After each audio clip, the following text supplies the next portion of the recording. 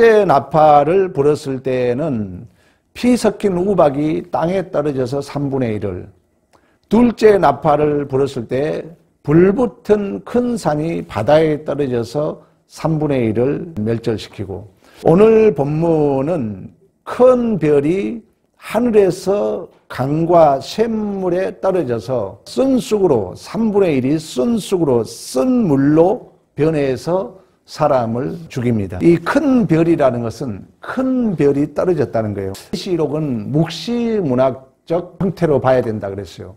묵시문학이라는 것은 뭐냐면은 우리가 가지 못한 곳에, 천국은 아직 완료되지 않았잖아요. 천국은, 하나님 나라는 죽음 이후에 완성되잖아요. 그러나 우리는 예수의 초림으로 천국이 시작되었다는 거예요. 왜? 천국은 종말을 품고 있는 다스림, 통치의 원리라 그랬어요. 그래서 이 천국 백성으로 살아가고 있어요. 그러나 아직 시간적, 공간적으로 완료되지 않다는 거예요. 그러나 이 시간적, 공간적 이미 훗날에 있을 예수의 재림으로 완성될 그 하나님의 시간적, 공간적 그 신비하고 비밀스러움을 지금 이 땅에서 설명을 하고 있는 거예요. 이 땅에서 우리가 누려야 된다는 거예요. 이 땅에서 확인해야 된다는 거예요. 시간적, 공간적 초월 속에서. 그래서 아직 완료되지 않았고 우리가 가보지 못했기 때문에 그런 내용들을 비유적으로, 환상, 꿈으로 설명하고 있다는 거예요. 그래서 막 어렵잖아요. 뭐 인지학, 나팔지학, 뭐 큰 불, 뭐 번개, 이런 것들이 다 그런 어떤 상징적 의미를 가지고 있는 것입니다. 자, 큰 별이 떨어졌다는 것은 이사야 14장으로 가봅니다. 12절, 15절. 이 아침의 아들 계명성이여 어찌 그리 하늘에서 떨어졌으며 너 열국을 없는 자여 어찌 그리 땅에 찍혔는고 내가 내 마음에 이르기를 내가 하늘에 올라가 하나님 뭇별 위에 내 자리를 높이리라. 내가 북극 지폐의 산 위에 앉으리라. 가장 높은 구름 위에 올라가 지극히 높은 이와 같아지리라 하는도다. 그러나 이제 내가 수월 곧 구덩이 밑에 떨어짐을 당하리로다. 아멘. 어떤 뉘앙스를 알겠어요? 내가 하늘부터 더 높아지겠다는 거예요. 내가 구름 위에 높아지겠다는 거예요. 이건 교만을 의미하고 있고 더 적극적 의미는 바벨론, 또 이 시대적으로 말하면 로마. 공부해봤잖아요. 바벨론이라는 것은 힘의 원리의 세상 원리. 여러분 왜 상대적 박탈감을 느끼죠? 자꾸 내가 더 높아지고 싶잖아요. 세상 원리는 힘의 원리니까. 내가 왕이 되고자 하잖아요. 오늘 본문에 그런 상징적 의미를 가지고 있다는 것입니다.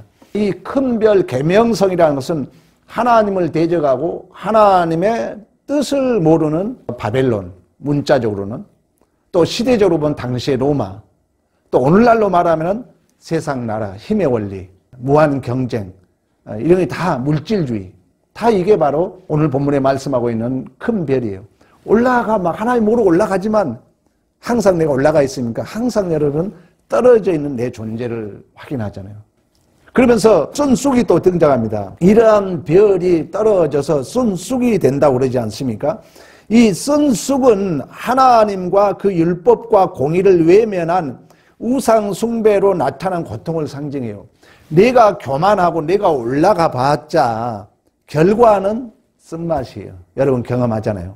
자, 그걸 우리가 또 문자적으로 성경적으로 한번 해석해 봅니다. 신명기로 가봅니다. 신명기 29장 18절 19절. 너희 중에 남자나 여자나 가족이나 집하나 오늘 그 마음이 우리 하나님 여호와를 떠나고 그 모든 민족들이 신들에게 가서 섬길까 염려하여 독초와 쑥의 뿌리가 너희 중에 생겨서 그 저주의 말을 듣고 심중에 스스로 복을 빌어 이르기를 내가 내 마음에 완악하여 젖은 것과 마른 것이 멸망할지라도 내게는 평안이 있으리라 할까 함이라. 그러니까 쉽게 말하면 이 쓴 쑥은 하나님을 떠나고 다른 우상신을 섬기는 결과라는 거예요. 그러니까 하나님을 떠나고 그 탕자가 아버지를 떠나서 돼지의 죽음을 먹고 주는 자가 없는 이 고통스러움, 이런 것들을 우리가 이 땅에서 경험하고 산다는 거예요. 여러분들이 많이 경험할 거예요. 하나님을 떠나서 내 힘으로 무엇인가 해보려 하지만 그 결과물들이 쓴 쑥, 쓴 물, 나에게 고통으로 오는 것을 여러분들이 경험할 것입니다. 이걸 지금 말씀하고 있는 거예요.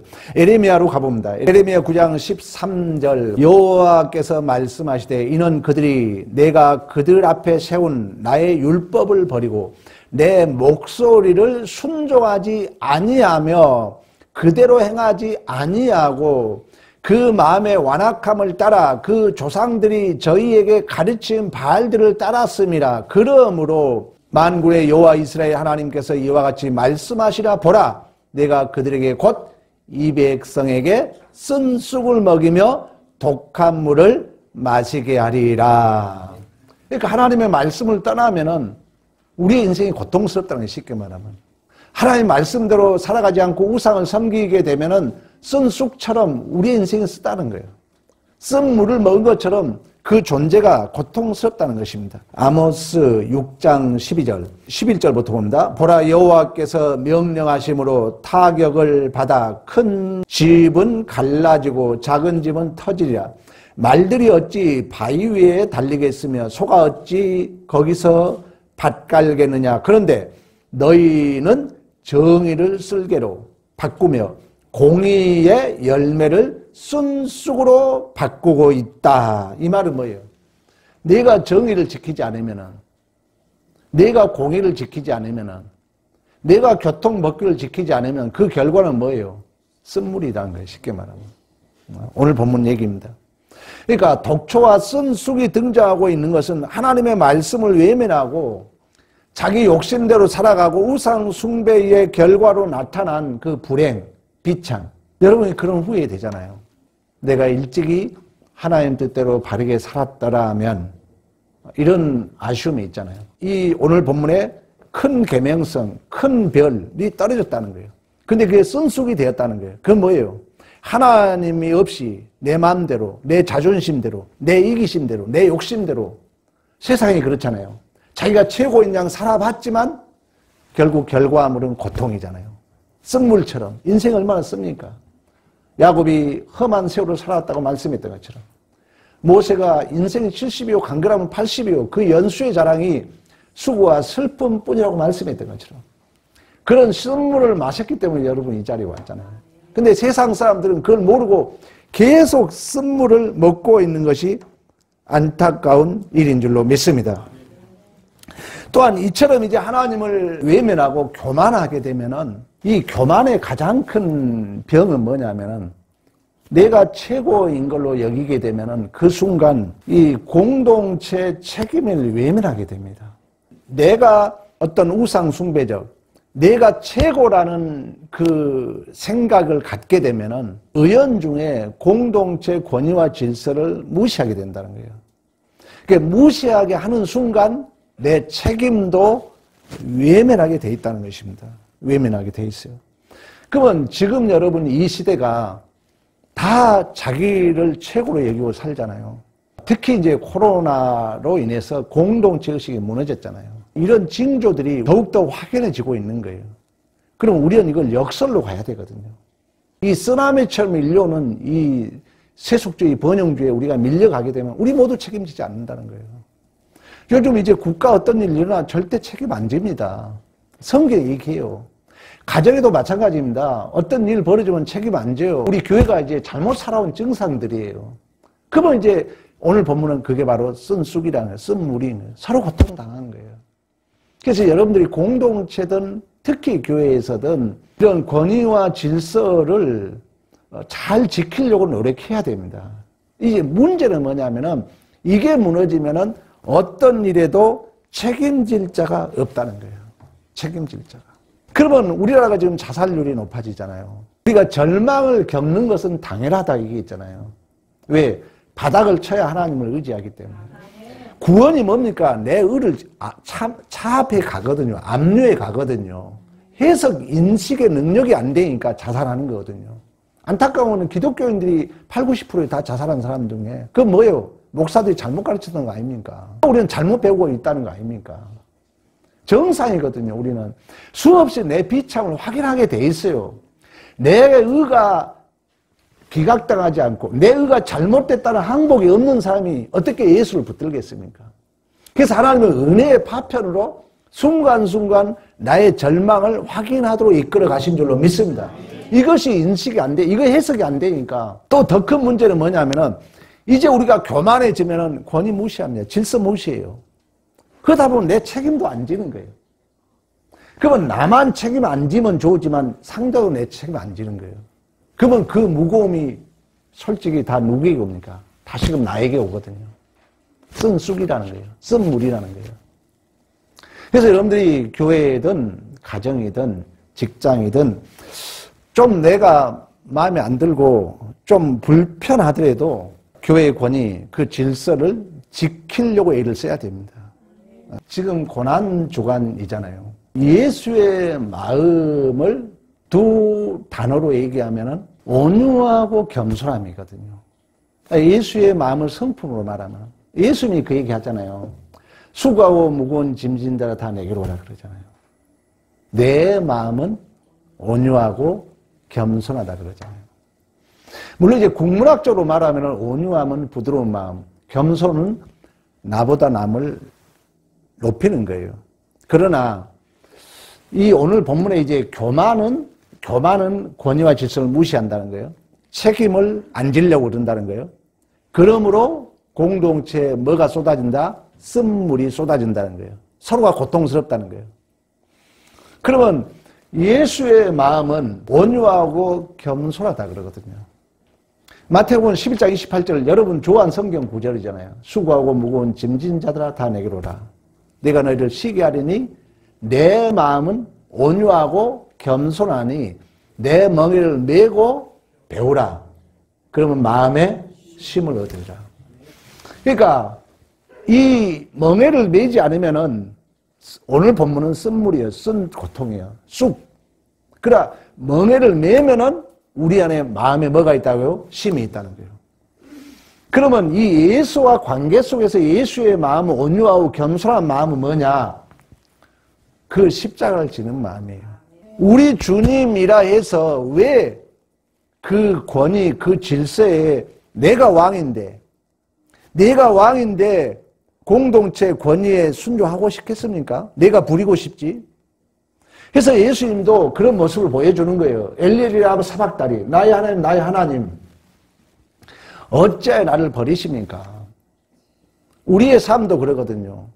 여러분들이 공동체 생활하다 보면 나만 왕따 당한 것 같고 나만 손해인 것 같지만 그 권위에 복종하고 그 질서에 순종하라는 거예요. 그랬을 때 서로의 쉼을 얻는 거죠.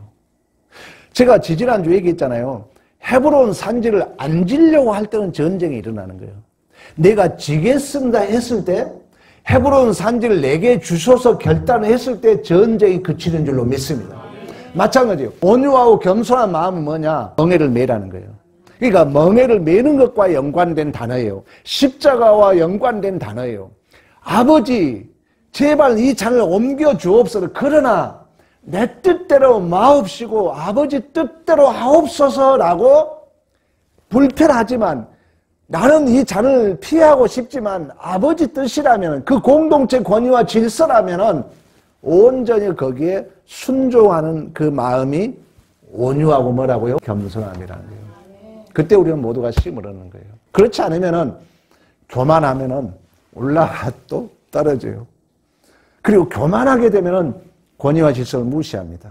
그러니까 무시하면 책임을 안 지는 거예요. 그러면 책임을 안 지면 그 모든 공동체는 오늘 본문으로 말하면 쓴 쑥이라는 거예요. 쓴 물이에요. 서로 힘들어요. 여러분 그걸 많이 경험할 거예요. 군대 우리 다 갔다 왔잖아요. 남자들. 군대 가면 그래서 그런 훈련을 많이 시켜요. 지금은 없어졌지만 이 녹봉 큰 같이 들어야 돼요. 나는 키가 크잖아요. 더 무게가 와요. 같이 안 들어주면은 쓴 물이죠. 쓴 쑥이죠. 그냥 같이 그 책임을 감당했을 때 쉼을 얻는 것처럼. 세 번째 나팔 재앙의 문제입니다. 넷째 천사가 나팔을 보니 해와 달과 별과 밤이 3분의 1을 타격을 받아 빛을 잃고 어두워지며 나라가 이제 독수리가 화다 얘기를 합니다. 자, 해와 달과 별과 밤의 빛을 잃고 어두워져서 화가 났다 합니다. 이사야로 한번 가봅니다. 이사야 13장으로 가봅니다. 9절 10절. 보라, 여호와의 날 곧 잔혹히 분냄과 맹렬히 노하는 날이 이르러 땅을 황폐하게 하며 그 중에서 죄인들을 멸하리니 하늘의 별들과 별 무리가 그 빛을 내지 아니하며 해가 돋아도 어두워지며 달이 그 빛을 비추지 아니할 것이로되 내가 세상의 악과 악인의 죄를 벌하며 교만한 자의 오만을 끊으며 강포한 자의 거만을 낮출 것이며. 그러니까 이거 뭐냐면은 해, 달, 별이라는 것은 1세기 당시 1월 성신이라고 그래요. 그러니까 해를 신으로 여기는 거예요. 태양신적인 그 국기를 보면 그러잖아요. 별자리 가지고 운명을 척도하고 달, 이런 1월 성신을 믿는 그런 우상 숭배적 신앙이 있었다는 거예요. 그러니까 하나님을 믿어야 할 자들이 다른 것을 믿게 되면은 쉽게 말하면 눈이 어두워진다는 거예요. 빛을 보지 못한다는 거예요. 여러분 경험할 거예요. 그런 얘기를 아모스서에 얘기를 합니다. 한번 다시 한번 찾아봅니다. 아모스 8장 9절 10절로 갑니다. 주 여호와의 말씀이니라. 그날에 해가 대낮에 지게 하여 백주의 땅을 컴컴하게 하고. 해가 대낮에 껌껌하다는 거예요. 땅이 컴컴하다는 거예요. 백주에 껌껌하다는 거예요.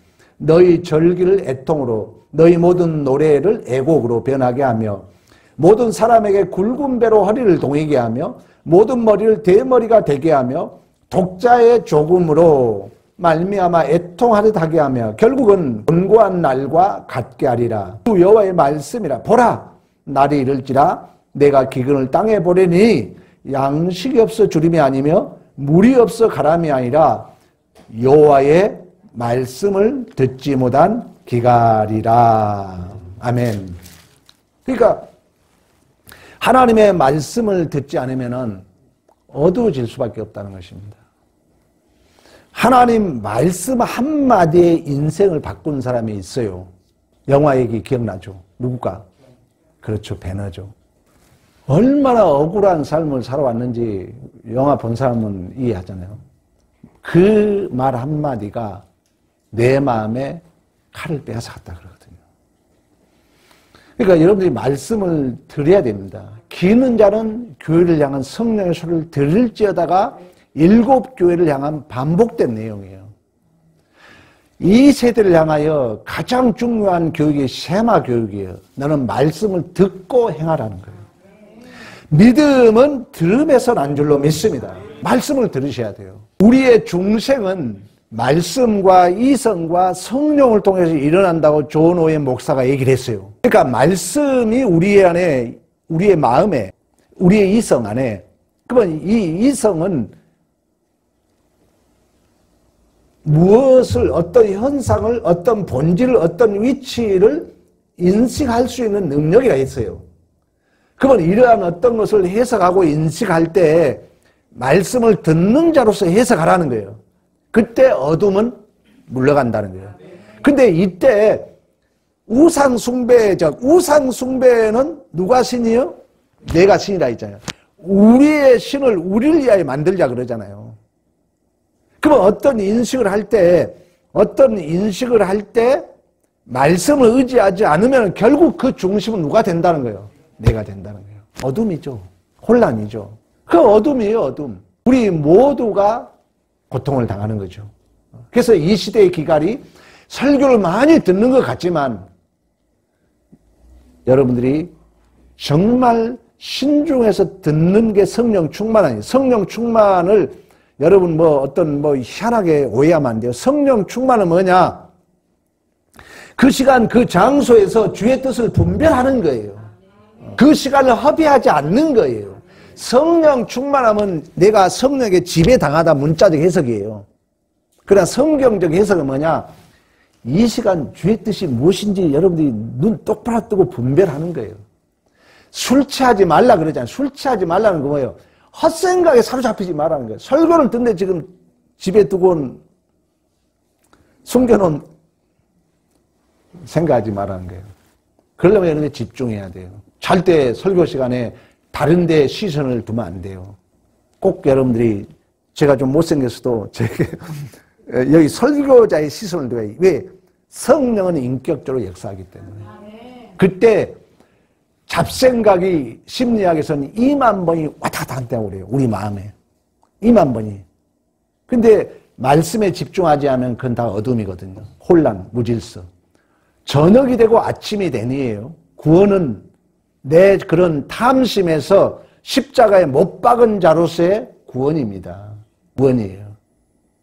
근데 잘못하면은 성경을 나를 신으로 여기고 덧붙이는 신앙생활 할 수 있다는 거예요.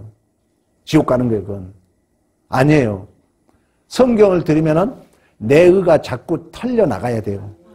아, 이건 내가 잘못했구나 하면서 내 의가 비어지고 털리면서 예수의 의가 채워져야 될 줄로 믿습니다. 인생에 왜 무거운 짐이 되고 있는가? 어느 철학자가 묻더라고요. 왜 우리의 인생이 짐이 될까요? 아니, 과학문명은 발달해가지고 더 좋은 시대가 왔는데 왜 여러분 인생의 무게는 더 무거워질까요? 황 목사가 해석해 줍니다. 이 시대에는 변화무쌍하니까 종교시대라고 그래요. 누군가 의지해야 된다는 거예요. 근데 말씀을 의지하고 하나님을 의지해야 되는데 문명이 발달하다 보니까 상대적 박탈감이 오거든요. 그러다 보니까 나도 자꾸 하나님을 의지하는 게 아니라 문명을 의지하고 있는 거예요. 돈을 의지하고 아파트 의지하고. 그러다 보니까 이 물질주의는 가져도 만족이 없는 거거든요. 그러니까 나에게 갈수록 더 그 무게는 가벼워져야 되는데, 아모르파트 삶을 살아야 되는데 무거워지고 있는 거예요. 여러분 신앙 점검해야 돼요. 헌금을 한다는 것은요, 복을 받기 위함도 있지만 나는 손해볼 용기, 배짱도 가지고 하는 거예요. 그렇지, 내 계산 딱 맞춰놓고 그 이상 복을 못 받습니다. 이런 용기가 필요한 거예요. 그때 하나님은 우리의 중심을 보시고 축복하신 줄로 믿습니다. 내 인생, 내 존재를 내가 선택하지 않았던 것처럼, 내가 황씨 아들이라고 내가 선택하지 않았잖아요. 내 마누라, 내 아들을 내가 선택했습니까? 어느 날 우리 아들이 태어난 거지, 내가 우리 아들 이렇게 만들고자 계획한 게 아니라는 거예요. 이 시대도 마찬가지예요. 또 우리 교회도 마찬가지입니다, 여러분. 그러므로 말미암아 신앙의 삶의 현장은 항상 기쁘고 넉넉한 게 아니라니까요. 왜? 내가 선택한 것이 아니었기 때문에. 하나님이 나를 불렀기 때문에. 그래서 항상 애매하고 아슬아슬한 현장이에요. 그때 우리 지금 고난주간 생각하면서 우리 주님이 땅에 엎드려서 기도합니다. 땀방울이 핏방울 됐다고 그래요. 아버지, 이 잔을 옮길 수만 있거든 옮겨주옵소서. 그러나 내 뜻대로 마옵시고 아버지 뜻대로 하옵소서란 이 항복, 이 순종이 여러분 신앙생활인 줄로 믿습니다. 진실로 이 어려운 그 시대 상황을 여러분들이 목도하면서 오늘 본문의 말씀처럼 하나님의 말씀에 벗어나면은 자꾸 내가 책임을 회피하고 싶어요. 그러게 되면은 어느 누구도 책임지지 않습니다. 그럼 우리 모두가 쓴물을 먹어야 돼요. 또 하나님의 말씀을 따르지 않고 다른 것을 의지하게 되면은 내 눈이 어두워지는 거예요. 혼돈과 무질서예요. 여러분, 탐심은 우상 숭배입니다. 구원이라는 것은 뭐냐? 이 탐심을 예수와 함께 십자가에 못 박은 줄로 믿습니다. 그래서 여러분들이 빛의 자녀로 부르신 그 빛 대신 말씀, 그 실체이신 예수 붙드는 믿음의 승리가 있기를 간절히 축원합니다.